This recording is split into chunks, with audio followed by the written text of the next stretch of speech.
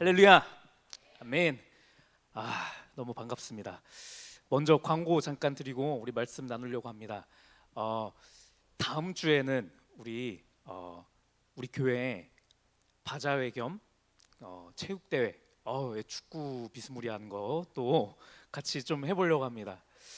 우리 지난주까지 우리가 성도의 교제에 대해서 배웠지 않습니까? 그렇죠. 그래서 다음 주에 우리가 모여서 하는 그 모임은 성도의 교제를 더욱더 우리가 행동으로 우리의 몸으로 하는 그런 노는 시간이라 예배의 시간이거든요. 성도의 교제가 충만한 그런 시간입니다. 그래서 우리가 다음 주에 이렇게 기쁜 마음으로 기대하는 마음으로 이렇게 왔으면 좋겠는데요. 우리 안에도 그렇지만 우리 또 이 기회를 맞이해서 우리 오후 예배 때 참여하지 않는 우리 지체들도 우리가 이렇게 좀 열심히 일주일 동안 말씀을 좀 이렇게 얘기를 해서 다 같이 좀 참여할 수 있는 시간 됐으면 좋겠습니다. 그래서 그 성도의 교제를 통해서 하나님의 이 선하심과 아름다우심을 맛보아야 너무 좋구나. 그래서 예배에 나오는 거거든요. 우리 초신자일수록 그런 겁니다. 그런 거니까 우리가 그렇게 주변에 우리 또 이 자리에 있지 않는 우리 지체들에게 겉면에서 이렇게 올 수 있게끔 했으면 좋겠습니다. 다음 주에 우리가 바자회하고 우리 삼겹살도 먹고 그쵸? 이렇게 교제를 하고 그 다음에는 체육대회를 할 건데 어떤 분들은 이제 뭐 준비하면 되냐라고 이렇게 얘기를 하셨는데 뭐 준비하실 거 딱히 없습니다. 그냥 열린 마음으로 오시면 되거든요. 필요한 준비는 할 겁니다. 이렇게 알아서 준비해서 할 테니까 열린 마음을 가지시고 우리가 이 성도의 교제를 우리가 만끽하는 시간이구나 이렇게 소망하고 오셨으면 좋겠습니다. 아멘. 네, 이렇게 하셨으면 좋겠습니다. 자, 우리 사도신경의 고백들의 이 참 의미에 대해서 배우고 있는데 처음에 우리가 하나님에 대한 믿음을 배웠고 예수 그리스도에 대한 믿음을 배웠고 성령 하나님에 대한 믿음을 배웠고 그 다음에 배웠던 것이 교회에 대한 믿음을 배웠고 이제 남은 게 얼마 안 남았습니다. 이제 뭐 남았냐면 오늘 나눌 죄사함에 대한 믿음을 이제 할 거고요. 그 다음에 몸이 다시 사는 것, 부활에 대한 것들을 배울 거고 그 다음에 영생 이렇게 하면 끝나는 겁니다. 그렇게 해서 우리가 이 신앙의 뼈대가 되는 제일 중요한 것들을 이렇게 쭉쭉쭉 이렇게 정리해 놓은 게 사도신경이라 말씀을 드렸습니다. 그래서 오늘 이제 죄사함하고 두 번만 하면 이제 끝나니까 우리가 집중해서 또 다시 깊은 은혜를 나눴으면 좋겠습니다. 자, 오늘 이제 죄사함에 대한 부분을 우리가 나누는데 이 흐름을 잘 알아야 됩니다, 여러분. 우리가 교회에 대한 우리가 참 믿음을 배웠고 이제 죄사함을 배우는 건데 우리 성도의 우리가 교회를 다니면서 우리가 교회 생활을 하고 이제 우리가 무엇을 하냐라고 했을 때 죄사함의 은혜에 감격하는 삶이 결과적으로는 우리 성도의 삶인 겁니다.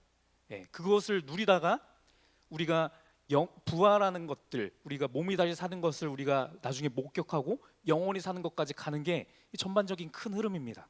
그래서 이 흐름대로 잘 쫓아오면 오늘 하나님께서 부어주실 은혜도 우리가 충만하게 받을 수 있을 거라고 믿습니다. 자, 그래서 오늘 죄사함에 대해서 배우는데 먼저 죄가 무엇인지에 대해서 다시 한번 짚고 넘어가려고 합니다. 우리가 여러 번 말씀을 드렸었지만 여러분 우리가 죄라고 했을 때 안 믿는 사람들한테 당신 죄인입니다 이렇게 얘기를 하면 약간 되게 싫어하기도 하고 내가 무슨 죄를 지었는데 이렇게 나오기도 하는데 죄가 뭔지를 잘 몰라서 그러는 겁니다. 그래서 우리가 다시 한번 제대로 분명하게 하자라면 죄라고 했을 때 이 죄냐 아니냐를 가름질할 수 있는 이 기준점은 누구 입장에서 죄냐 아니냐가 이게 판가름이 되느냐면 사람이 아니라 하나님인 거고 말씀인 겁니다. 그렇죠? 말씀을 기준으로 해서 말씀에서 옳지 않다라고 하는 것이 죄고 옳다라고 하는 것은 의고 이렇게 되는 것입니다. 이거를 우리는 잘 이해할 수 있습니다. 우리 사도신경의 흐름대로 쭉 배운 사람은 알 수 있어요. 우리가 하나님에 대해서 배웠는데 하나님은 가장 본질적으로 창조주 하나님에 대해서 우리가 배웠단 말이죠. 그렇죠? 전지전능하신 창조주 하나님. 이 세상에 보이는 모든 물질의 것들, 보이지 않는 개념적인 모든 것들도 다 하나님으로부터 비롯된 것이다 이렇게 배웠습니다. 그렇죠? 그렇기 때문에 하나님 기준에서 죄냐 아니냐가 판가름 날 수밖에 없는 거예요. 이 세상에 있는 모든 것들이 하나님으로부터 비롯됐기 때문에 그런 겁니다. 우리 한번 영상 한번 띄워주시면 제가 원래 하율이가 만들었던 거를 좀 보여드리려고 했는데 이게 뭐냐면 옛날에 하율이가 저한테 삼촌 이렇게 와갖고 이거 한번 해봐 하면서 이렇게 준 게 있었거든요. 근데 이거는 그건 아닌데 제가 못 찾아서 그냥 인터넷에 있는 거 가지고 왔어요. 아이들이 자기 마음대로 이렇게 게이밍 같은 걸 만들거든요. 자, 그럼 이 게임을 잘 하려고 하면은 자, 이거 그냥 주고선 여러분한테 자, 해보세요 하면은 어떻게 할 수 있습니까, 이거를? 이 게임의 저자의 의도대로 게임에서 이기려고 하면 저자한테 물어봐야 되는 거죠. 내가 딱 보니까 아, 이거는 그냥 뭐 윷 던지기 해갖고 이렇게 던져갖고 독에 걸리면 뭐 이렇게 하는 건가 해갖고선 하려고 했는데 이거를 만든 애가 와서 아이 삼촌 그거 그렇게 하는 거 아니야 라고 얘기하면 여러분 누구 말이 맞는 겁니까? 예, 애기 말이 맞는 거예요. 왜냐면 애기가 만든 거니까요. 그런 거죠. 제가 딱 봤을 때 아, 야, 너가 어려서 그런 거지. 야, 이거 그렇게 하는 거 아니고 이렇게 하는 게 맞는 거야 라고 하면 애가 울 거거든요, 분명히. 아, 삼촌 알지도 못하면서 그런다고. 그런 거거든요. 여러분, 이 세상 만물은 누가 지으셨다고요? 하나님이 지으셨다라는 거죠.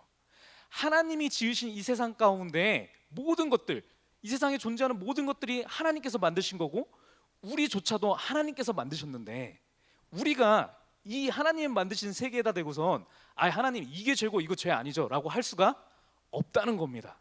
그렇죠? 이것이 죄의 본질적인 죄냐 아니냐를 판가름하는 것의 기준이 하나님께 있다라는 게 그런 얘기입니다.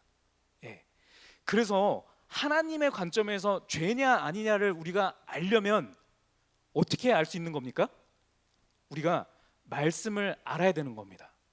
우리 목사님께서 주일마다 선포해 주시는 그 말씀을 통해서 그리고 우리가 말씀 성경 공부를 통해서 하나님께서 얘기하시는 하나님의 이 게임판 가운데서 어떤 규칙이 맞는 건지를 알아야 된다고요. 근데 이것을 알지도 못하고 알 생각도 하지 않으면서 아이 저게 죄고 저건 죄 아니지라고 하는 것 자체가 굉장히 어리석은 거라는 겁니다. 그렇죠?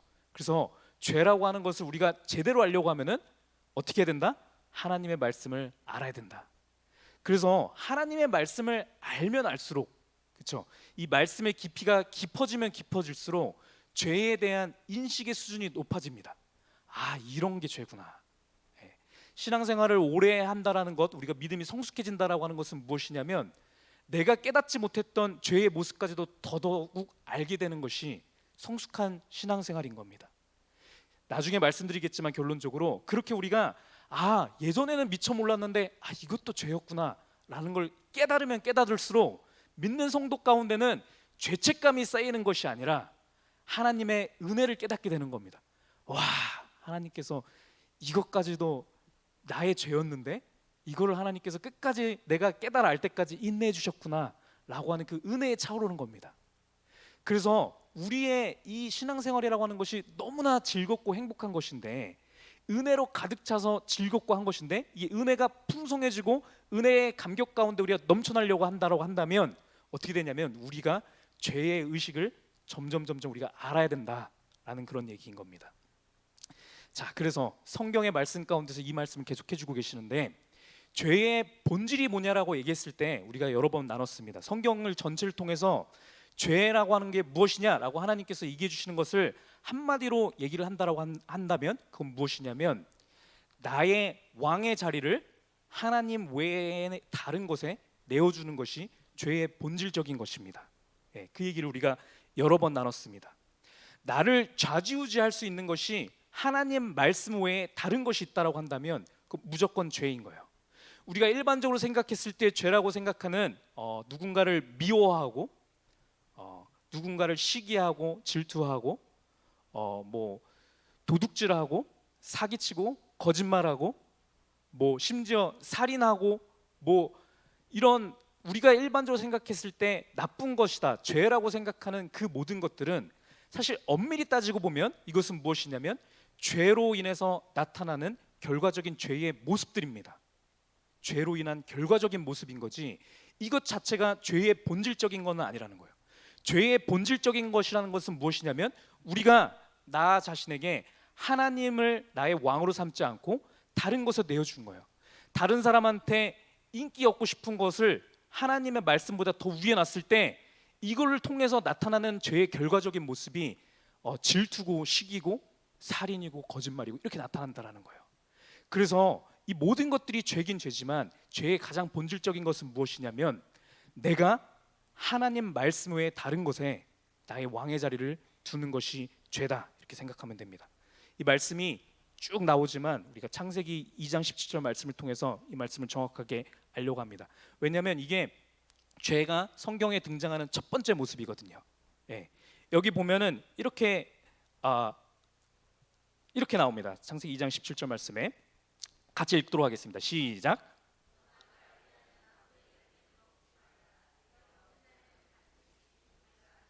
네, 하나님께서 이렇게 말씀하셨거든요. 자, 하나님께서 이 세상을 만드시고 하나님께서 하나님 나라의 하나님 법칙을 말씀을 주신 거예요. 그렇죠? 그때 하나님께서 말씀하시는 게 선악을 알게 하는 나무의 열매는 먹지 말라, 이렇게 얘기를 하셨거든요. 예. 근데 우리가 뒤에 가서 보면 알지만 사람이 이 말씀을 무시하고 그냥 먹었단 말이죠. 하나님의 말씀보다 내 생각을 우선한 겁니다. 우리 3장 6절 말씀에 보면 이렇게 나옵니다.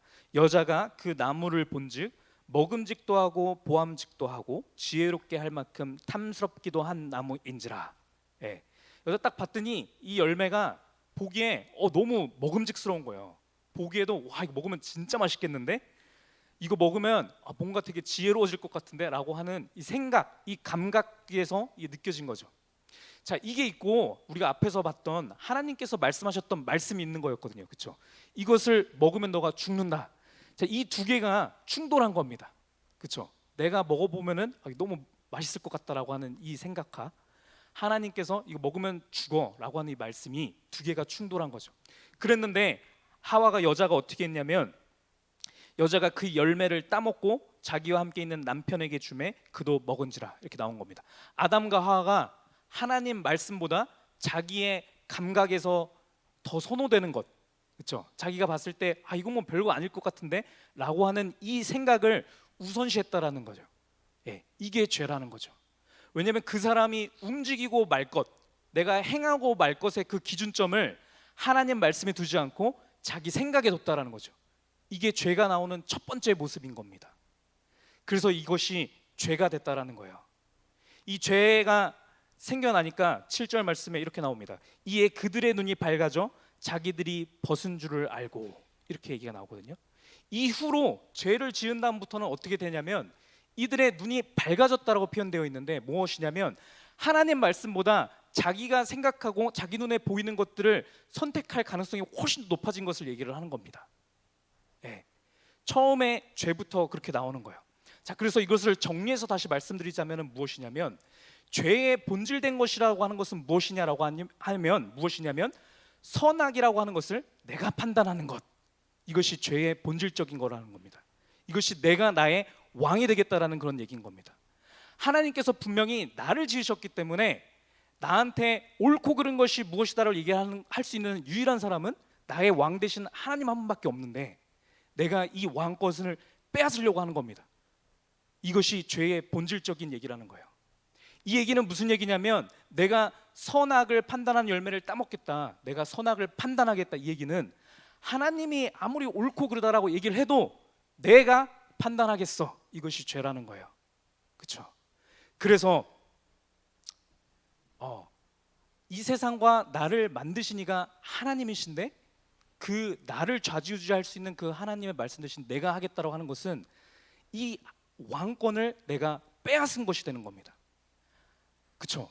온 세상 천지 만물을 지으신 이가 하나님이 분명한 건데 그렇기 때문에 창조하신 하나님께서 모든 천지 만물의 왕이 되신 것이 당연한 건데요. 그렇죠? 당연한 거잖아요. 이것을 피조물인 우리가 내가 왕이 되겠어라고 빼앗은 것이 죄라는 거예요. 그래서 우리 죄의 본질적인 죄의 명이 우리가 뭐라고 배웠습니까? 반역죄라고 말씀을 드렸죠. 우리의 죄명은 반역죄라는 거예요. 내가 왕이 되겠다라고 하는 것, 내가 선악을 판단하겠다라고 하는 것, 이것은 나를 좌지우지하는 것이 내가 되겠다라는 거고, 이 얘기인 즉슨 내가 나만큼은 내가 다스리는 내가 하나님이 되겠다라고 얘기하는 거예요. 내가 하나님과 동등한 위치에서 하나님이 선과 악을 구분해 갖고 이거 맞고 이거 틀려 하듯이 나도 그렇게 하겠다라는 거거든요. 이게 죄의 가장 본질적인 것이라는 얘기입니다. 그래서 세상 사람들은, 하나님을 믿지 않는 모든 사람들은 이러할 수밖에 없습니다. 자기가 판단할 수밖에 없어요. 옳고 그른 것을 자기 자신이 판단하는 것이 죄인의 삶입니다.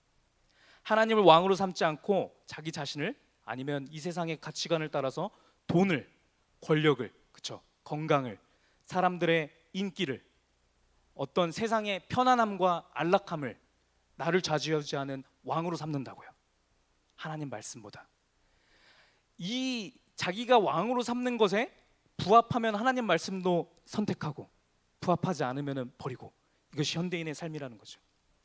우리 현대 문명 가운데서는 나를 좌지우지할 수 있는 가장 근원적인 것이 나라는 가치관이 만연하는 사회를 우리가 살고 있죠. 그렇죠? 그게 너무나 당연한 거지 않습니까? 내가 옳고 그름의 기준이 되겠어라고 하는 것이, 주체적인 삶을 산다라고 하는 것이 너무나 당연한 시대잖아요. 그렇죠? 그렇기 때문에 이 시대를 살아가는 우리는 너무나 당연하게끔 우리 모두는 죄인일 수밖에 없는 겁니다. 네, 너무 당연하게 우리가 옳고 그름의 판단의 기준이 되려고 하는 그런 사회를 살고 있으니까요. 그래서 로마서 5장 12절 말씀에 이렇게 얘기를 합니다. 그러므로 한 사람으로 말미암아 죄가 세상에 들어오고 죄로 말미암아 사망이 들어왔나니. 자, 여기서 한 사람은 아담을 얘기하는 거죠. 아담이 처음에 선악과를 따먹었던 그 사건을 얘기하는 겁니다.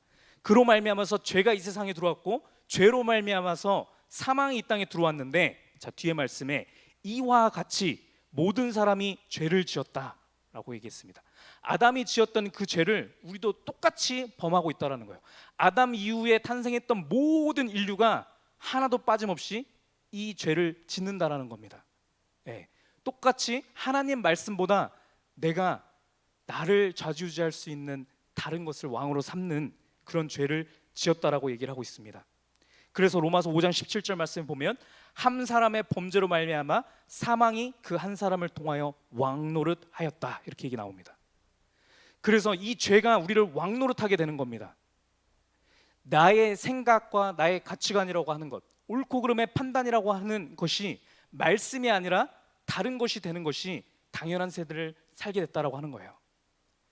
여러분, 이 말씀의 이 죄의 본질이라고 하는 것의 앞에 우리 자신을 이 시간 한번 돌아봐야 되는 겁니다. 우리가 초신자건 기신자건 여기 대부분 오래 다니신 분들이 계시는데, 상관없이 우리가 한번 자신에게 질문해야 되는 겁니다. 내가 얼마나 철저하게 말씀 앞에 나의 모든 기준을 두고 살았는가, 이거 생각을 해봐야 되는 겁니다. 내가 얼마나 내 생각하고 내 감정하고 하나님 말씀하고 충돌했을 때 내 생각과 내 감정을 얼마나 죽이고 하나님 말씀을 선택하였는가 생각해 봐야 된다는 거예요. 어쩌면 충돌하지 않을 만큼 내 안에 하나님 말씀이 애초에 없었던 건 아닌지 생각해 봐야 된다는 거예요. 그러면 당연히 충돌하는 말씀조차 없는 거니까 하나님 말씀 외에 다른 것들이 나를 좌지우지하는 왕이 되어버리는 거거든요. 내가 하나님 말씀을 선택하고 하나님 말씀대로 내가 따라 살고 싶어서, 하나님의 말씀을 알고 싶어서 내가 얼마나 소망하고 하나님 말씀을 알기 위해서 애썼는가 생각해 보라는 얘기예요. 여기 앞에 우리가 당당하게 나는 다 했습니다 라고 얘기할 수 있는 사람은 없다라는 게 성경이 하는 말씀입니다. 심지어 여러분, 말씀을 몰라서 말씀을 택하지 못한 것도 하나님이 죄라고 얘기하십니다. 호세아 4장 6절 말씀에 보면 이렇게 얘기합니다. 내 백성이 지식이 없으므로 망하도다, 이렇게 나옵니다. 앞절의 말씀 보면 여기에 나오는 이 지식이라고 하는 것은 무엇이냐면 하나님을 아는 지식입니다. 우리가 구원받아갖고 예배를 드린다고 해서 이렇게 하지만 하나님을 아는 지식이 없으면요, 여러분 깨닫지도 못한 상태에서 계속 죄를 짓는 겁니다. 그래서 하나님을 아는 이 지식이 없으면 망한다라는 거예요. 너가 지식을 버렸기 때문에 나도 너를 버려서 내 제사장이 되지 못하게 할 것이고, 너가 내 하나님의 율법을 잊었으니 나도 내 자녀들을 잊어버리리라, 이렇게 나오는 거거든요. 죄에 대한 모습에 대해서 얘기를 하시는 겁니다. 죄에 대해서 인식하지 못해서 말씀을 알려고 하지 못하는 것조차도 너무나 큰 죄라는 거예요. 근데 우리는 이것이 죄인지도 모르고, 우리는 뭐 그냥 이렇게 거짓말 안 하고 뭐 이렇게 조금 착한 짓 안 하고 이런 것이 죄라고 생각하니까 저 죄 안 짓고 있어요. 저는 그래도 이제 교회 다니니까 이렇게 착한 일 하고 있어요. 이 레벨에서 생각을 하는데 그렇지 않다라는 겁니다. 그래서 이러한 말씀의 기준 앞에 보면 한 사람도 기신자건 초신자건 내가 신앙생활을 얼마나 오래 했던가 상관없이 우리 모두는 죄인일 수밖에 없다라는 얘기예요. 그 말씀이 여러 군데에 나오죠. 로마서 3장 10절 말씀에 볼 때에도 의인은 없나니 하나도 없다 이렇게 얘기를 하셨고, 전도서 7장 20절 말씀에 선을 행하고 전혀 죄를 범하지 아니하는 의인은 세상에 없다라고 얘기를 하거든요. 이것은 왜 그러냐면요, 여러분, 우리가 하나님을 알고 말씀을 알아서 우리가 다듬어지는 부분들이 있죠. 그래서 하나님 앞에 의인으로서 온전히 살아가는 부분이 있지만 그것이 예수 그리스도의 수준까지 온전한 수준이 될 수는 절대 없다라는 겁니다. 여기 이 말씀에서 얘기하는 선을 행하는 것, 죄를 범하지 않는 것, 이것은 하나님 말씀의 기준인 거거든요. 하나님 말씀에 나와 있는 수많은 것들이 있는데 이거에 따라서 온전하게 의인으로서 살아갈 수 있는 사람은 한 명도 없다라는 거예요. 이 얘기는 무슨 얘기를 하는 것이냐면 우리 성도라고 하는 사람들은 계속 죄를 구하고 용서를 받아야 되는 사람이라는 얘기를 하는 겁니다. 나중에 말씀드리겠지만 죄책감에 대한 얘기를 하는 것이 아닙니다. 정죄감을 얻는 부분에 대한 얘기를 하는 것이 아니에요. 그것이 아니라 먼저 하나님께서 나를 의인이라고, 죄인인데 의인이라고 칭해 주셨다라고 하는 그 은혜에 감격하는 거에 포커스가 있는 겁니다. 우리 그 말씀을 계속 우리가 나눠보려고 합니다. 다시 말씀드리지만 하나님을 믿지 않는 사람들은 말할 것도 없고요, 그렇죠?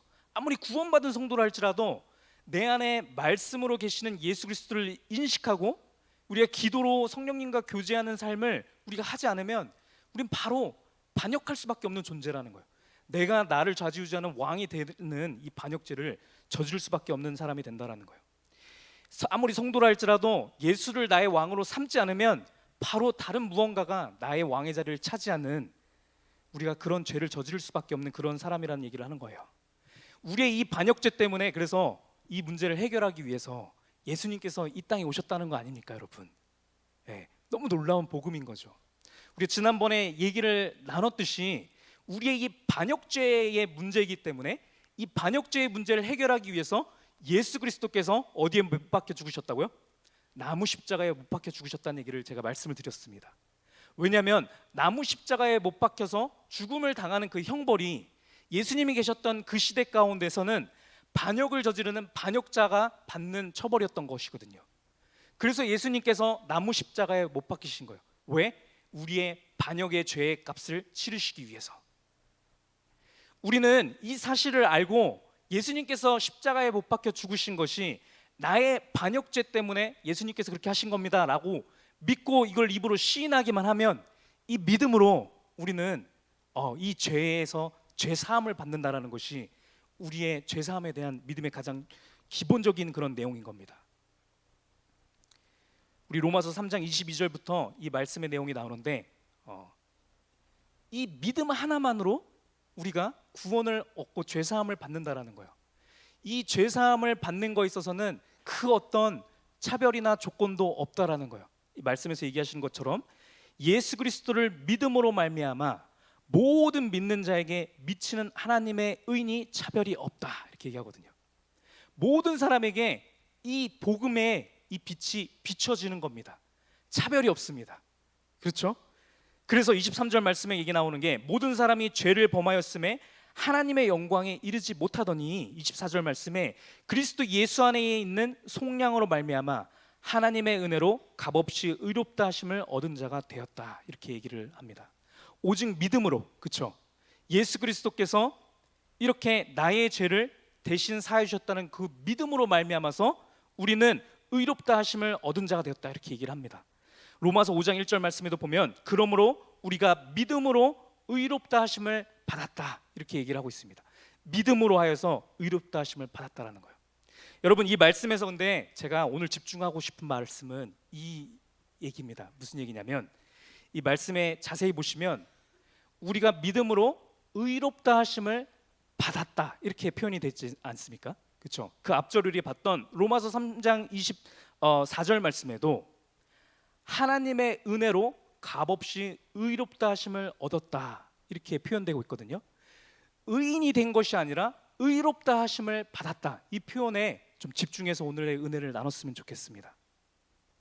여러분, 이 얘기는 무슨 얘기냐면 우리가 법적으로 의인이 되었다라는 얘기를 하는 겁니다. 실제 죄인은 난데, 죄를 저지른 것은 난데 예수님께서 죄값을 치러주셨거든요. 그래서 우리는 법적으로 다시 그 죄의 값을 치를 의미가 없어지는 거예요. 예를 들면 이런 겁니다, 여러분. 제가 밖에 가서 빵을 하나 훔쳐갖고선 제가 먹었어요. 집에 와서 아무도 못 봤어요. 근데 나중에 이 사장이 빵이 없어진 거를 알고서는 수소문하다가 어떻게 해서 저희 집에 있는 사람이 빵을 훔쳐간 걸 알았어요. 왔는데 저희 집에 저 말고 저희 아버지가 계셨는데 와갖고 저희 집에 와서 분명히 이 집에서 누가 빵 훔쳐갔다라고 했을 때 저희 아버지께서 나와서 그 빵을 내가 훔쳤습니다 얘기를 하면 저희 아버지가 끌려가서 대신 그 죄의 값을 받으시겠죠. 옥살이를 받으실 거 아닙니까? 그렇죠? 이런 상황이거든요. 자, 이 상황이 되었을 때 여러분, 죄를 저지른 것은 누굽니까? 저란 말이죠. 죄의 값만 우리 아버지가 대신 치러주신 거란 말이죠. 이 사실을 주변의 사람들이 알았다 쳐봐요. 나중에 알았어요. 그러면 알았다 칠지라도 법에 의해서 죄의 값을 이미 치렀기 때문에 제가 다시 그 죄값을 치를 필요는 없는데 여전히 그 죄에 대한 이 인식은, 내가 잘못했다라고 하는 그 인식은 누구한테 있어야 마땅한 겁니까? 나한테 있어야 하는 것이 마땅한 거라는 거예요. 우리가 받는 죄사함이라고 하는 것은 이것입니다, 여러분. 예수 그리스도께서 물론 우리의 모든 죄를 대신해서 십자가에서 죽으심으로 죄의 값을 치러주셨지만 여러분, 그걸로 해서 죄가 없는 셈 친 게 아니라는 거예요. 여전히 이 죄를 저질렀다라고 하는 나의 이 행위라고 하는 것은 있는 그대로 있는 겁니다, 여러분. 봐보세요. 우리가 창세기 말씀을 통해서 아담과 하와가 이것을 따먹었습니다. 그렇죠? 그리고 우리가 벌거벗은 것을 이제 보게 되었거든요. 수치스러움을 보게 됐단 말이죠. 그래서 예수님께서 이 수치스러움을, 우리의 이 부끄러움을 감춰주시기 위해서 어떻게 했습니까? 예수 그리스도라고 하는 가죽옷을 입혀주셨지 않습니까? 그렇죠? 이 가죽옷을 입고 있으면 부끄럽지 않죠. 그렇죠? 수치스러움이 없는 겁니다. 그렇지만 여전히 이것을 벗으면 벌거벗은 상태 그대로라는 거예요, 여러분. 우리가 죄인인 상태 그대로에서 하나님의 예수 그리스도의 속량을 통해서, 속죄하심을 통해서 우리가 얻은 것은 무엇이냐면 의인이라고 칭함을 받은 겁니다, 여러분. 하나님께서 우리한테 내가 죄값을 대신 치러줬으니까 내가 너에게 이제는 의인이라고 칭해줄게, 의인으로 내가 불러줄게 라고 하시는 이 사실까지라는 거예요, 여러분. 우리는 죄인인 상태 그대로에서 여전히 취약하고 더러운 죄를 지은 나의 모습 그대로인 건데 하나님께서 내가 그 죄의 값을 치러줬으니까 너는 이제 의인이야 라고 얘기해 주신 그 상태라는 거예요. 우리가 하나님 앞에 그래서 죄사함을 요구하고 우리가 죄를 회개하고 했을 때 여러분, 하나님께서 우리한테 그렇게 해주시는 것이거든요. 내가 너의 그 죄의 값을 내가 이제 치러줬으니까 너는 이제 의인이야 라고 하는 그 상태가 되면 여러분, 우리는 무엇을 느끼게 되냐면 은혜를 그래서 느끼는 겁니다, 여러분. 죄에 대한 인식이 없으면, 여전히 내가 죄 지은 자라고 하는 이 인식이 없으면요, 은혜를 느낄 수 없는 거예요. 우리가 충만하신 이 은혜를 느끼려고 한다면 여전히 나는 벌거벗고 있는 상태인 것을 인식을 해야 되는 거예요. 그러할 때에만 이 옷을 입혀주신 것이 얼마나 큰 은혜인지 느낄 수 있다는 겁니다. 이게 우리가 성도가 받는 죄사함이라는 거예요. 죄사함은 그래서 정죄함이 아니라 은혜가 풍성하고 은혜가 충만한 겁니다, 여러분. 그래서 어떤 사람들은 이렇게 간혹 이렇게 얘기하기도 하거든요. 내가 하나님 앞에 회개 기도를 했는데 회개 기도 끝나고 난 다음에 뭐 별 아무 생각이 없는 거예요. 우리 오늘 오전에도 아침에 회개 기도 하면서 우리 예배 시작하지 않습니까? 회개 기도를 했는데 아무런 뭐 내가 그렇다고 해서 갑자기 막 의인이 된 것처럼 막 느낌이 안 든다라고 혹 어떤 사람이 그렇게 한다면 왜 그러냐면 여전히 죄인인 상태 그대로이기 때문에 그런 거예요. 하나님께서 나한테 의인이라고 칭해 주셨지만 의인이 된 게 아니고 그냥 의인이라고 그냥 죄인인데 부르심을 그렇게 일컬음을 받는 거거든요. 그렇기 때문에 나는 죄인인 상태 그대로이기 때문에 바뀐 것이 없는 것처럼 느껴질 수 있다는 겁니다. 결론적으로 말씀드리겠지만 우리는 이 상태 가운데서 은혜를 입어야 됩니다. 은혜의 감격함 가운데 있을 때에 이 죄의 문제가 차츰차츰 우리가 사라지는 겁니다. 죄의 굴레에서 없어져서 나중에는 결론적으로 우리가 이 죄를 극복한 의인의 모습으로 설 수 있게 되는 거거든요. 근데 이 의인의 모습으로 우리가 바뀌어날 수 있는 것은 시작점은 우리가 죄인인데 의인이라고 일컬음을 받은 그 은혜가 풍성할 때 그렇게 변해간다는 얘기인 겁니다. 여러분, 죄라고 하는 것이, 죄사함이라고 하는 것이 그렇게 쉽고 가벼운 것이 아닙니다. 그냥 없는 셈 치고서는 그냥 넘어갈 수 있는 그런 것이 아니에요. 우리 하나님은 완전한 공의 자체시거든요. 하나님 앞에는 어둠이 조금도 없으신 분이라는 것을 우리가 말씀을 통해서 배우지 않습니까? 그렇죠? 이 하나님께서는 완전한 절대적인 공의시기 때문에 우리가 죄를 지었을 때, 회개 기도했을 때, 아 그래 내가 널 기도를 들었으니까 없는 셈 쳐줄게, 이렇게 하는 것은 하나님의 절대적인 공의를 무너뜨리는 거예요. 그렇죠? 이거는 하나님이 하시고 싶어도 이거는 할 수 없는, 그냥 하나님 자체가 완전한 공의이기 때문에 할 수 없는 겁니다. 예. 그렇다고 해서 하나님께서 우리를 그냥 냅두실 수 없는 거잖아요. 그렇게 하게 되면 우리는 다 죽어버리니까. 그래서 어떻게 하신 겁니까? 하나님께서요, 하나님께서 직접 사람의 몸을 입으셔서 이 땅에 오신 것이죠. 이 땅에 오셔서 우리 대신 죽어주신 거죠. 예. 그렇게 하실 수 있는 분은 하나님 한 분밖에 없다는 겁니다. 그렇게 하나님께서 그 십자가에 직접 오셔서 달리심을 통해서 하나님의 공의와 하나님의 사랑을 한 번에 다 이루셨다라는 거죠. 예. 우리는 이 믿음을 통해서만 우리가 구원을 받는 건데, 여러분 생각을 해보세요. 우리가 지었던 이 죄, 내가 나 자신을 왕을 삼아서 내가 옳고 그름을 판단했던 이 죄를 사기 주시기 위해서 무엇이 필요했냐를 생각을 해보시면 하나님의 피 흘림이 필요했다라는 거예요. 여러분, 우리가 사도신경 처음부터 쭉 배워왔잖아요. 그렇죠?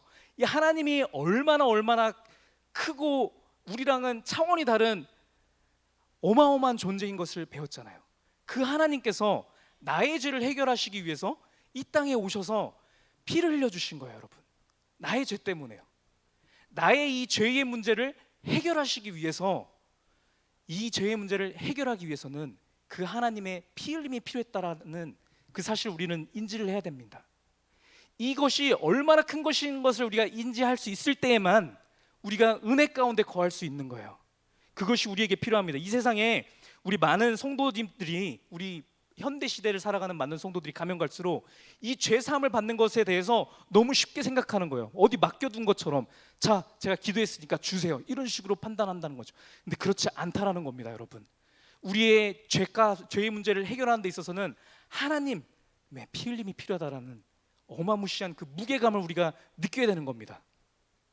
죄를 저지른 나의 상태는 그대로고 내 잘못은 그대로 있는데 예수님의 한량없는 은혜로 이를 덮어주신 것을 우리가 인지해야만 합니다. 로마서 5장 21절 말씀에 그래서 이렇게 얘기를 하는 겁니다. 죄가 사망 안에서 왕노릇한 것 같이 은혜도 또한 의로 말미암아 왕노릇하여 우리 주 예수 그리스도로 말미암아 영생에 이르게 하려 함이라.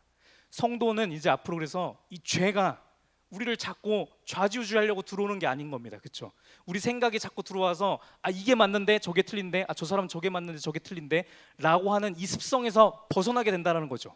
이 습성에서 벗어나서 하나님의 말씀이 들어오긴 하는 건데, 하나님의 말씀이 왕으로 삼아 들어오게 할 수 있는 원동력은 어디 있냐라고 하면 여기 뭐라고 되어 있습니까? 은혜라는 거예요. 은혜.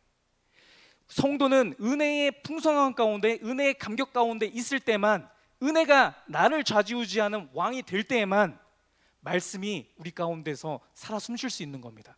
그래서 우리가 은혜를 맛보아야만 하고 은혜 가운데서 늘 거해야만 하는 거예요. 말씀드렸다시피 여러분, 우리가 은혜를 풍성하게 우리가 인지하려고 하면 얼마나 큰 은혜인지, 은혜에 감격할 수 있는 유일한 방법은 뭐냐면 내가 지은 죄가 얼마나 큰 죄인지 아는 것이 유일한 방법이거든요. 여러분, 그래서 우리가 죄에 대한 올바른 인식이 너무 중요하다라는 거예요. 제가 앞에서 말씀드렸다시피 죄의 본질적인 것은, 죄가 무엇이냐라고 얘기했을 때 죄는 무엇이냐면 죄로 인해서 나타나는 결과의 모습들이 아니라고 제가 말씀을 드렸어요. 죄의 본질적인 것은 무엇이냐면 내가 나 자신을 왕으로 삼는 것. 이것이 얼마나 추악하고 더럽고 역겨운 그런 죄인 것임을 우리가 알아야만 합니다. 그것을 알아야만 우리가 이 은혜 가운데 거할 수 있는 거예요. 여러분, 제가 이거 다음 시간에, 우리 다음 주랑 그 다음 주에는 우리 이 유스 워십이 없으니까 그때 이어서 더 집중적으로 말씀을 드리긴 할 건데, 오늘 잠깐 말씀을 드리자면, 여러분, 그래서 다윗의 죄를 한번 묵상해 보려고 해요.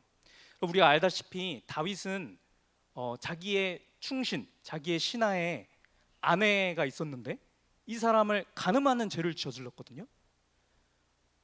다윗처럼 구원받은 하나님의 뜻 가운데 사는 하나님 마음에 합한 그런 자가 간음하는 죄를 저질렀어요. 말도 안 되는 죄를 저질렀죠. 그리고 나서 이 죄를 덮으려고 거짓말을 하고 함정을 파고 죄를 무마시키려고 했는데 함정에 안 넘어갔죠. 그래서 결국에는 이 자기 충신을 죽이는 죄까지 저질렀단 말이에요. 그렇게 했을 때 하나님께서 선지자를 보내주셔서 이렇게 얘기를 하셨습니다. 뭐라고 얘기를 하셨냐면 너의 이 죄가 악하기 때문에 너의 집안에서 이제 칼로 인한 재앙이 계속될 거야. 너네 집에 칼이 멈추는 때가 없을 거야. 그리고 너의 그 아기를 내가 거두갈 거야. 아기가 죽을 거야. 이렇게 얘기를 하시거든요. 그랬을 때 다윗이 시금전폐하고 기도에 들어갑니다. 하나님 앞에, 하나님 제가 죄를 저질렀어요 라고 하면서 하나님 앞에 회개 기도를 하는데, 여러분 그 회개 기도의 그 내용이 시편 51편 말씀에 나오거든요. 네. 주중에 말씀을 한번 이렇게 묵상해 보셨으면 좋겠어요. 나오는데 51편 4절 말씀에 다윗이 이렇게 얘기합니다. 내가 주께만 범죄하여 주의 목전에 악을 행했습니다. 이렇게 고백을 합니다. 11절 말씀에 뭐라고 얘기하면 나를 주 앞에서 쫓아내지 마시며 주의 성령을 내게서 거두지 마소서. 12절 말씀에 주의 구원의 즐거움을 내게 회복시켜 주시고 자원하는 심령을 주사 나를 붙드소서. 이렇게 얘기를 하거든요.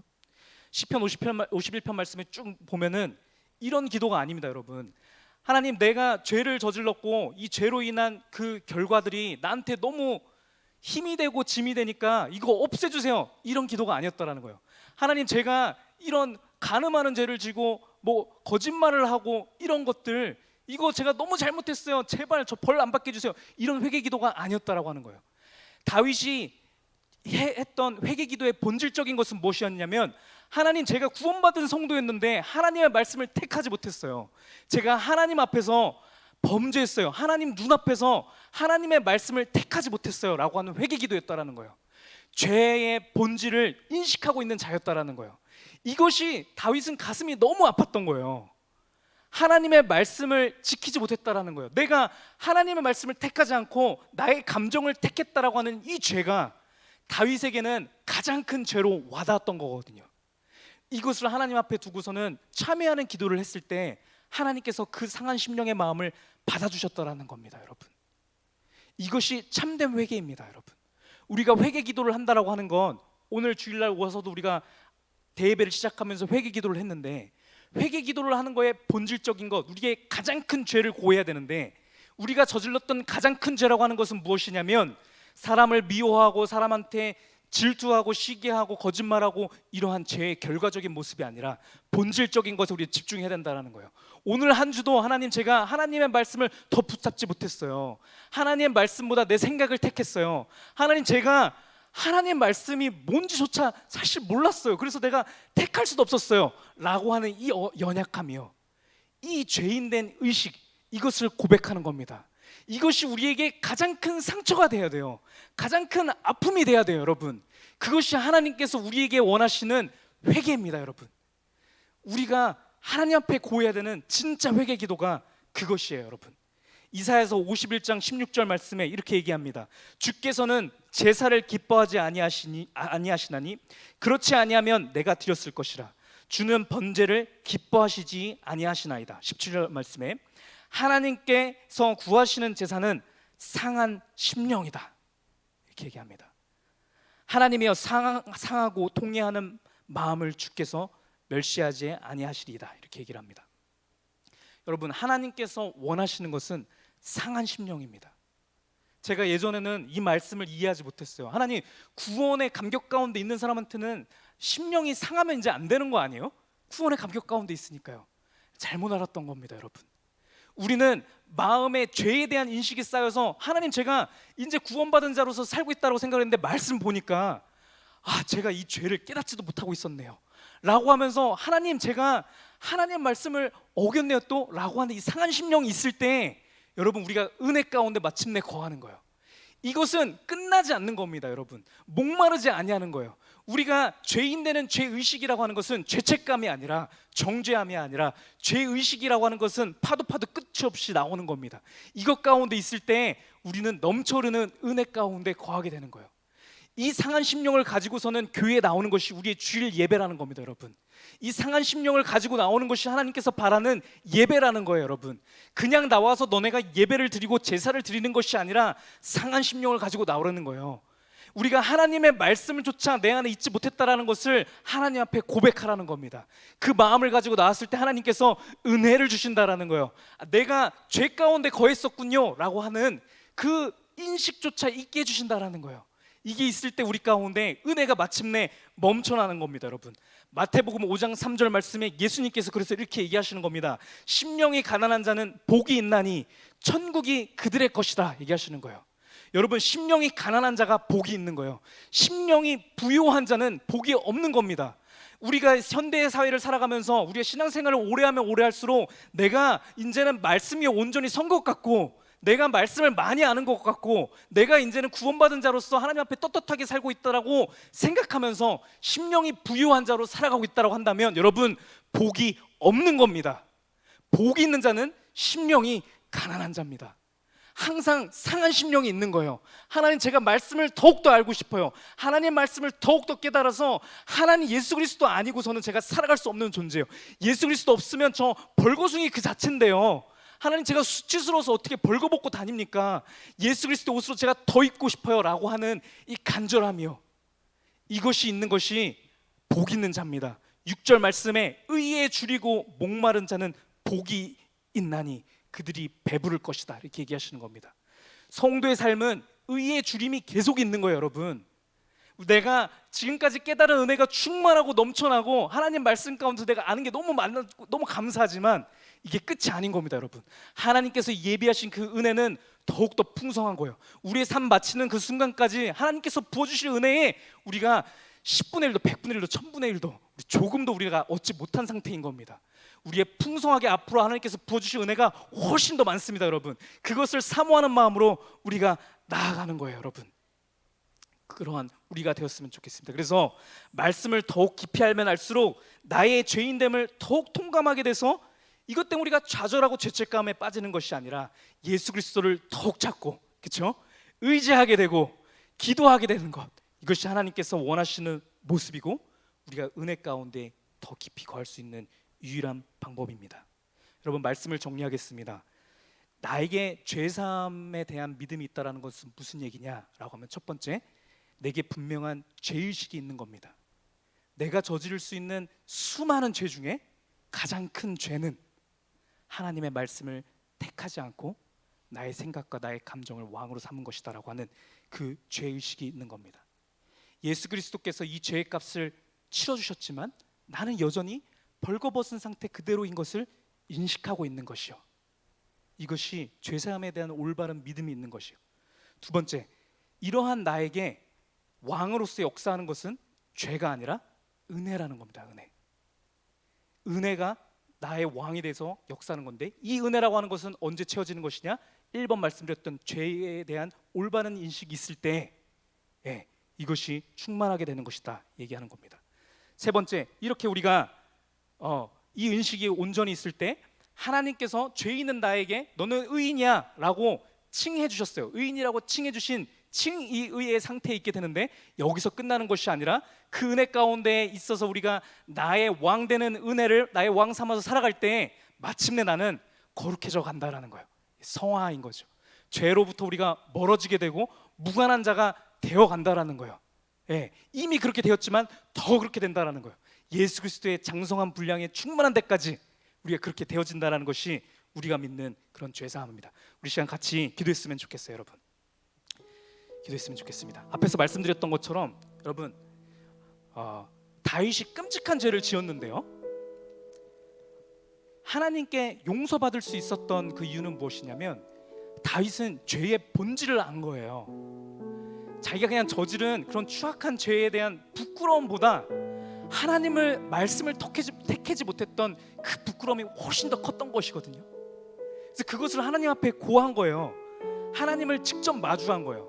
여러분, 다윗이 핑계를 얼마든지 댈 수 있었거든요. 되려면요, 하나님 왜 저한테 이렇게 지나가고 있는데 그 여자 빨개벗고 목욕하게 있는 거를 보게 하셔서 나 왜 죄짓게 하셨어요? 이거 하나님이 나한테 시험에 빠뜨린 거 아니에요? 라고 얘기를 할 수 있지만 다윗은 그렇지 않다라는 거예요.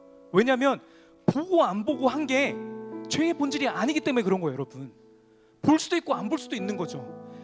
다윗이 하나님 앞에 저질렀던 죄는 하나님의 말씀을 택하지 못한 거예요. 여러분, 거기에 집중해서 아무런 핑계도 되지 않고, 상황에 핑계되지 않고, 사람의 핑계되지 않고 하나님 앞에 자기의 죄를 그대로 드러낸 겁니다. 하나님, 나의 죄가 이거였어라고 드러낸 거예요. 그것을 하나님께서 기뻐 받으셨어요. 그것이 그 하나님을 향한 그 죄책감이, 하나님 앞에 그 부끄러움이 다윗의 심령을 상하게 한 거예요. 여러분, 다윗을 가장 힘들게 한 거예요. 그 상한 심령을 하나님께서 기뻐 받으셨다라는 거예요. 우리가 그 기도를 드렸으면 좋겠어요. 여러분, 사무엘하 12장 7절 말씀에 하나님께서도 다윗한테 이렇게 얘기를 하세요. 12장 9절 말씀 이렇게 얘기하거든요. 너가 여호와의 말씀을 업신여겼다, 이렇게 얘기를 해요. 죄의 본질에 대한 얘기를 하는 겁니다. 하나님께서 다윗의 죄를 향하여서 지적하신 부분은, 야, 너가 강간죄를 저질렀잖아, 너 거짓말했잖아, 함정 팠잖아, 이 정도 레벨을 얘기한 것이 아닙니다. 하나님께서 집중하신 것은 무엇이었냐면 너가 내 말을 택하지 않았다라는 얘기를 하시는 건데, 표현을 뭐라고 하시냐면 너가 나의 말을 업신여겼다라는 거예요. 여러분, 아담과 하와가 에덴 동산에서 지었던 그 죄요, 하나님의 말씀을 업신여긴 겁니다. 하나님께서 얘기하셨는데 하나님의 말씀을 업신여기고 내가 내 뜻대로 맞다라고 하는 게 맞다라고 해버린 거예요. 여러분, 이 죄가 우리한테도 그대로 있다라는 거예요. 우리가 하나님의 말씀을 업신여기는 것이 얼마나 많은지 모릅니다. 여러분, 이것이 내가 느낄 수 있는 가장 큰 죄였으면 좋겠어요. 여러분, 하나님께서 그렇게 말씀하시는 겁니다. 너가 지었던 모든 죄 중에 가장 최악의 죄, 내가 가장 싫어하는 죄, 너가 가장 아파해야 될 죄는 무엇이냐면 내 말을 업신여기는 거야, 이 얘기를 하는 거예요. 하나님께서 선지자 나단을 보내셔서 다윗에게 이것을 깨닫게 하시는데 이렇게 얘기를 합니다. 여러분, 제가 이 말씀을 다음 주에 더 깊이 볼 건데 일단 들었으면 좋겠어요. 여러분, 12장 7절 말씀에 나단이 다윗에게 이르되 당신이 그 사람이라.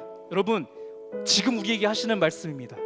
다윗이 어떻게 간음죄를 지고 어떻게 그럴 수 있어? 그 사람을 죽일 수 있어? 하나님께서 말씀하시는 것은 너가 그러한 사람이다 얘기를 하는 겁니다. 저에게 하시는 말씀이고 여러분에게 하시는 말씀입니다. 이 세상에 아담 위에 모든 사람들이 똑같은 죄를 지었다라는 거예요. 너가 그 사람이다. 그러면서 하나님께서 말씀하시는 얘기가 이 얘기입니다.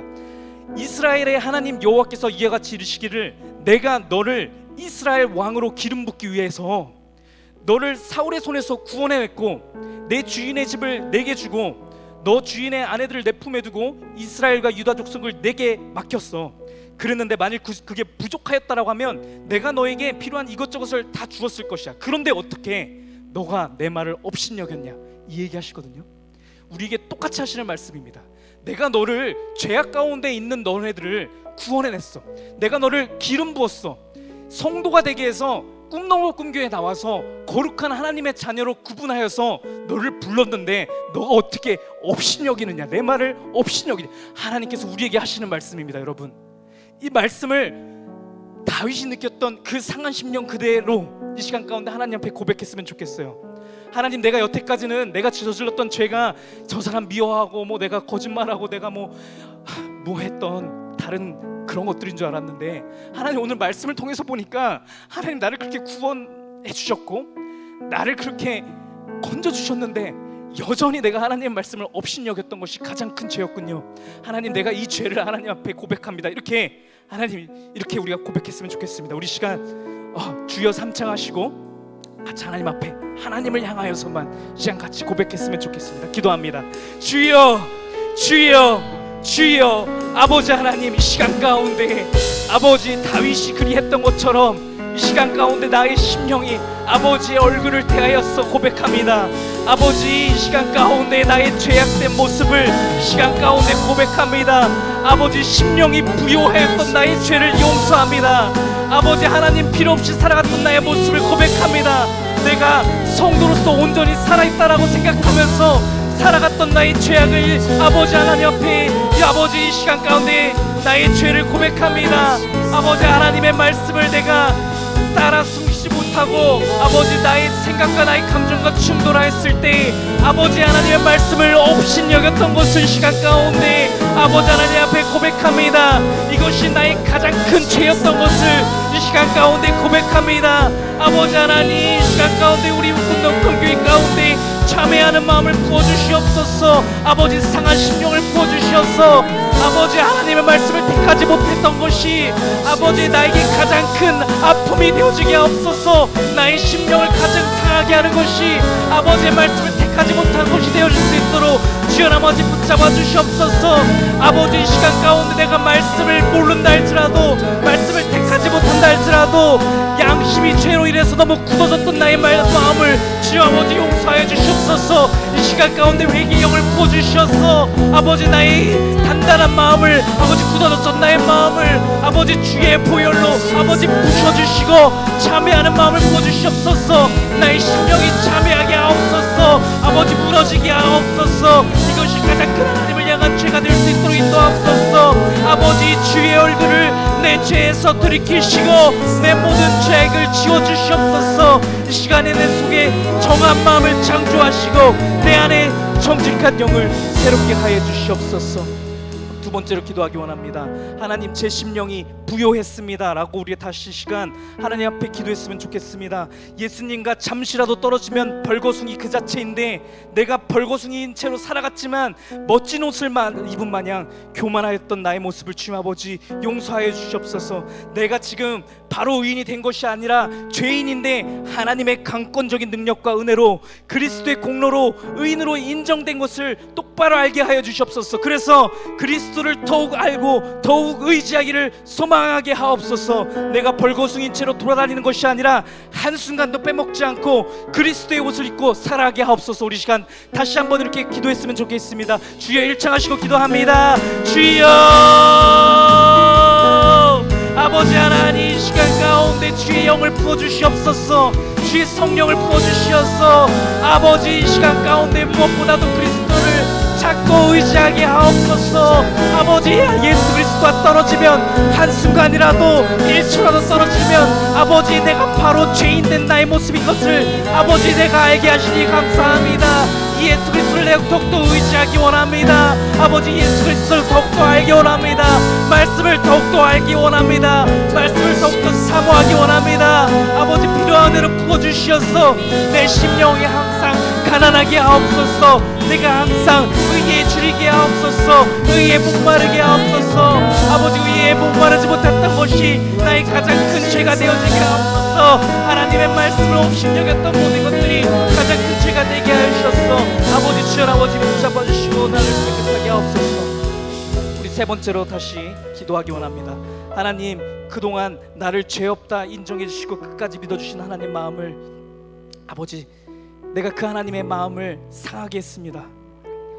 내가 회개한다 할지라도 내가 죄를 지은 그 찝찝함 때문에 회개를 했고, 내가 그 죄 때문에 벌을 받을까봐, 내가 징계를 받을까봐 내가 회개 기도를 했습니다. 하나님, 이렇게 무지하고 어린아이와 같았던 나를 용서하여 주시옵소서. 하나님의 마음을 상하게 한 것이 내게 가장 가슴 아픈 것으로 느껴질 수 있도록 이 시간에 은혜를 주옵소서. 우리가 시간 다시 한 목소리로 다시 한번 이렇게 기도하길 원합니다. 기도하겠습니다. 아버지 하나님, 아버지 어린아이와 같았다의 모습을 주 아버지 용서하여 주시옵소서. 아버지 내게 아버지 상한 심령의 마음을 주사 아버지 내게 가장 죄책감이 느껴지는 것이 내가 하나님 앞에 가장 부끄러운 것이 아버지 내가 저지른 죄 자체가 아니라 죄의 결과의 모습이 아니라 아버지 하나님의 마음을 상하게 한 것 그것 자체가 되어지게 하옵소서. 아버지 하나님의 마음을 제가 아프게 했습니다. 하나님께서 어떻게 나의 인생 가운데 역사하셔서 나를 어떻게 성도 삼아주셨고 어떻게 구원하셨는데 아버지 내가 이 은혜를 까먹고 아버지 내가 하나님의 마음을 더욱더 아프게 했습니다. 아버지 하나님 내가 아버지 말씀 앞에 아버지 더욱더 온전히 서지 못했습니다. 아버지 은혜를 부어주셨소. 그 은혜의 풍성한 가운데 있게 하옵소서. 아버지 이런 나라도 사랑하여 주시니 감사합니다. 이러한 나를 아버지 의인이라고 칭해주시니 감사합니다. 너는 죄 없는 자다 너는 의로운 자다 칭해주시니 감사합니다. 이 놀라운 은혜 가운데 아버지 우리가 구할 수 있도록 주께서 인도하여 주시옵소서. 아멘. 아버지 우리 이 시간 가운데 기도했던 우리 성도 한 사람 한 사람을 붙잡아 주시고 아버지 성령 가운데 능력 가운데 아버지 이 시간 가운데 주님께서 주의 은혜를 우리 가운데 충만하게 해주신 것을 믿습니다. 아버지 이 은혜를 가지고 이 은혜를 나의 왕으로 삼아서 살아갈 수 있는 우리 모든 꿈너머 교회 한 명 한 명 한 성도가 되어주길 원합니다. 주님께서 우리의 삶을 붙드시고 의로운 오른손으로 붙잡으사 아버지가 우리가 이 은혜 가운데 기쁨 가운데 풍성한 은혜 가운데 그렇게 살아갈 수 있도록 인도하옵소서. 우리가 심령이 늘 가난하고 아버지 너의 의에 줄이고 목마른 자로서 그렇게 살아가는 아버지 우리 모든 성도 될 수 있도록 주님께서 축복하여 주시옵소서. 감사드리며 예수 그리스도의 이름으로 기도드렸습니다. 아멘. 아멘. 여러분 우리 하나님은 사랑의 하나님입니다. 아멘. 우리를 가장 사랑하시고 우리가 점점 우리가 자라나기까지 끝까지 인내하시고 우리를 평생 업고선 돌봐주시는 놀라우신 하나님이다 여러분. 네, 복음입니다. 그래서 우리가 죄의 의식에 대한 얘기를 했지만 죄의 의식 가운데 우리는 자빠지고 이렇게 막 굴 속에 들어가서 슬퍼하는 게 아니라 우리 죄의식에 빠지면 빠질수록 죄의식이 수준이 높아지면 높아질수록 기쁨이 충만한 겁니다. 그렇죠 여러분? 여러분 다윗이 이렇게 하나님 앞에 이렇게 기도를 했을 때 우리가 기도한 것처럼 기도를 했을 때 하나님께서 다윗을 그 기도를 기뻐 받으셨거든요. 그렇죠? 그러고 난 다음에 무슨 일이 일어났냐면 여러분 우리가 다다음 주에 이제 나눌 말씀인데 그 다윗이 범죄한 그 여인 있지 않습니까? 밧세바. 그 여인하고서 나온 그 첫째 아이를 하나님께서 데리고 가셨잖아요. 그러고 나서 다시 태어난 사람이 누굽니까 여러분? 솔로몬입니다. 솔로몬. 네. 하나님께서 기름 부으신 자예요. 생각해보면 되게 이상하죠. 아니 다윗 그 전처도 있고 정실 부위 이렇게 있는데 거기 통해서 이렇게 기름 부어져서 이게 하나님의 역사를 이끌어 나가는 게 맞는 것 같잖아요. 그런데 하나님께서는 죄를 범했던 그 밧세바를 통해서 솔로몬을 낳게 하셨고 솔로몬의 이 계보를 통해서 결국에 누가 오십니까? 예수님이 오셨단 말이죠. 여러분 하나님이 이런 분입니다. 우리가 여태까지 저질렀던 우리가 알지 못해서 했던 모든 죄악들 이런 것들 있잖아요. 이것도 우리가 이렇게 하나님 앞에 구했을 때 하나님께서 그래 내가 너의 죄를 사해주마 이렇게 하시거든요.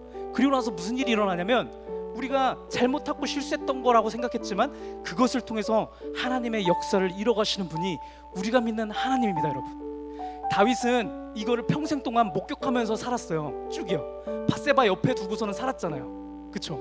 밧세바 봤을 때마다 무슨 생각을 했을까요? 죄책감에 빠진 게 아니라 죄의식이 충만한 가운데 살았습니다.